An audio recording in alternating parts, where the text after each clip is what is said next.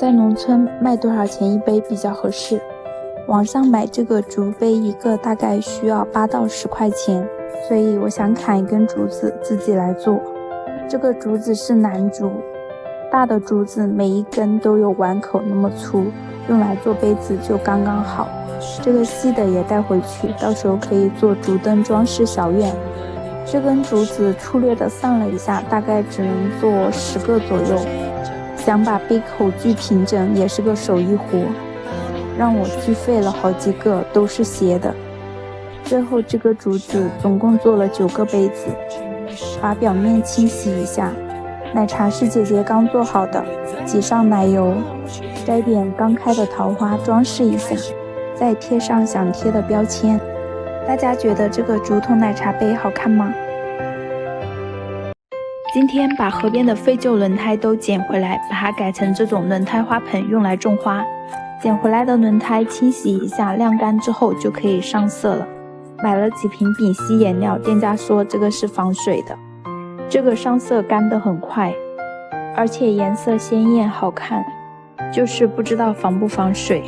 白色跟蓝色用的是家里没有用完的油漆刷的，油漆就比较难上色一点，刷完1层之后要等很久才能刷第2层。丙烯上2次色就可以了，用油漆刷的需要上3次。把这里收一下，然后把轮胎花盆放在这里。这个大缸放在这里很多年了，抬一下它竟然碎了，那就全部把它砸了吧。怕下大雨土全部流走了，还是给它围一层石头，把旁边这里清扫干净，就可以把轮胎摆上了。一共做了5个颜色，橙色上面有点磨掉了，需要再补一下。轮胎下面全部垫了这个网格，不然的话土会全部流走的。这是上次朋友送的几盆花，把它先种在这里，到时候赶集再去买。还种了一些多肉在，不知道它能不能活。丙烯7、8块钱一瓶，20几块钱就能买到的快乐，大家也可以试试。首先找一块木板，根据轮胎的大小锯成圆形，底板跟轮胎之间的连接用电钻打孔。因为我用的这个木板比较厚，所以用铁丝固定，用薄的木板直接用螺丝就可以了。绳子是用热熔胶来粘的，热熔胶枪我的是40万的，这个功率20万、40万、60万的都能用，其实大家根据自己的需要选择就好了。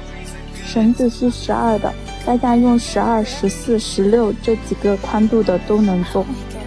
缠的时候其实缠到底部就可以了，绳子缠到底部的时候翻过来，从侧面看不见就可以了，不需要全部缠完。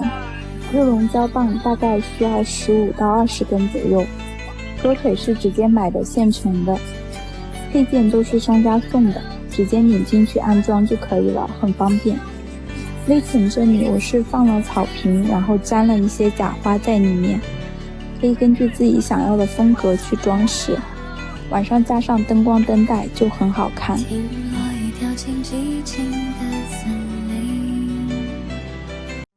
用透明灯罩做一个这种好看的月球灯需要花多少钱？网上看到这个月球灯觉得很好看，所以我决定自己做一个。先把宣纸撕成不规则的形状，把白乳胶挤到水里面，1:1的比例。第1层先用水把透明灯罩喷湿，像这样把纸不规则的铺上去。我用的是宣纸，透光性会好一些。第1层纸巾贴完后就要刷白乳胶了，等表面再干一点就可以贴第2层，这样反复叠加3到4层。贴之前把纸揉一下，这样贴上就会看起来有月球的肌理感。最后1层纸贴完，再刷1层白乳胶封层就做好啦。放在太阳底下晒几个小时，等它晾干。装上底座，放在柱子上，我们看看效果吧。这个灯真的很好看，放在柱子、茶几上都很绝，既实用还好看，拍照也很出片哦。耗时5天，花了2000块，我终于把我妈的菜地改成了我想要的木屋帐篷。如何花最少的钱把这个木屋帐篷给搭好？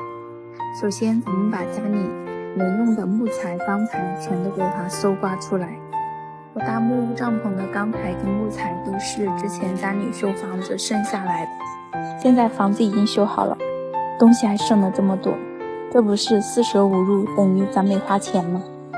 木工咱们肯定是不会，但没关系，咱们有会木工的亲戚朋友呀，叫上2个朋友帮忙把木架子钉上，再把裁好的木板全部钉在方管上面。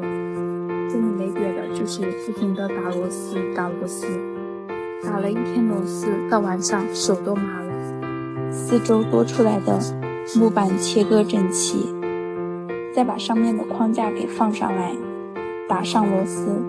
其实我有点担心这个4根支撑柱是不是太细了，还是在四周全部打个支撑杆吧。这个木头因为用的是自己家里的，所以全部没有做防腐处理。我本来是想刷木蜡油的，但是大家都说刷清漆会好一些，所以就拿了2桶清漆来刷。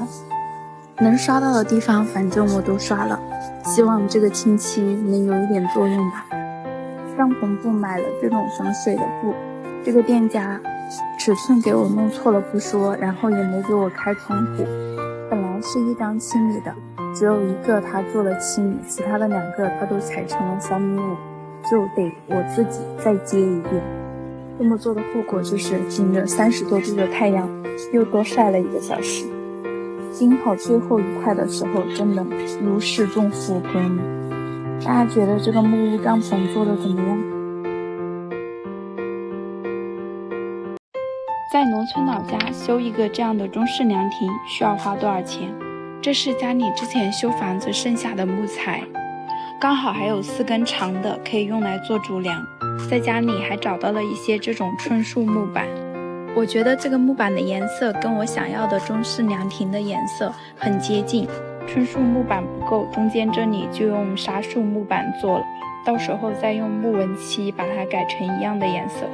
因为凉亭是立在这个台子上面的，所以就没有再打地基，把4根主梁钉在一起，这个凉亭的基础框架就搭出来了。先把框架给立起来，然后用钉子把框架固定在地台上面。固定的钉子要用长一点粗一点的，柱子跟地台连接的位置全部都打了3、4颗钉子。我想要的是那种中式风格的亭子，现在这个正方形肯定是不行的，所以边边上又做了这种亭檐出来。这个亭子做的是3米乘3米的，但是家里所有的木头都只有2米或者是不到2米，所以就导致在做中间这些横梁的时候，所有的木头都需要重新再接一下。先把两边亭檐的形状给切出来，雕龙画凤咱们肯定是不行，但是做点小造型出来还是难不倒我们师傅的。因为要做这个亭檐出来，所以就不能全部用钉子钉了。这里做了一个榫卯的结构，直接把它卡在梁上就可以了。中间的横梁全部是用2根木头接的，把中间切掉一半，然后再用1根木头连接上。虽然我也不知道这样到底结不结实，全部接上去之后看着好像问题也不大，再把这些横梁全部给卡上去。一共做了12根横梁，把这些横梁全部装好卡上去，这个凉亭也就算差不多做好了。这些木头因为都是家里的，所以没有做防腐处理，我准备全部刷一层清漆。我在河边上的中式凉亭今天终于要建好了。凉亭的顶棚本来是想用透明的，但是镇上买不到，店家说这个瓦晒久了之后也会变白，因为上面还要盖茅草，所以问题也不大。为了凉亭更有感觉一点，我又让师傅加了4根这种横梁。屋顶茅草买了这种塑料的，但是颜色买错了，好像不太像真的茅草。这个退换货运费实在太贵了，所以买回来了就只能先把它装上去了。先把它给连接起来，凉亭是4米的，大概需要7块，连好之后再拿上去钉。茅草是全部钉在瓦跟木头上的，所以还需要在上面打螺丝固定。钉着钉着好像就发现买的茅草有点少了，所以中间的间隔留的稍微宽了一点点。钉好之后从下面看就会有点稀疏，能后期再去补吧。这里我买的是100片，这样算下来的话，应该还要30-40片才能让它看起来更饱满一些。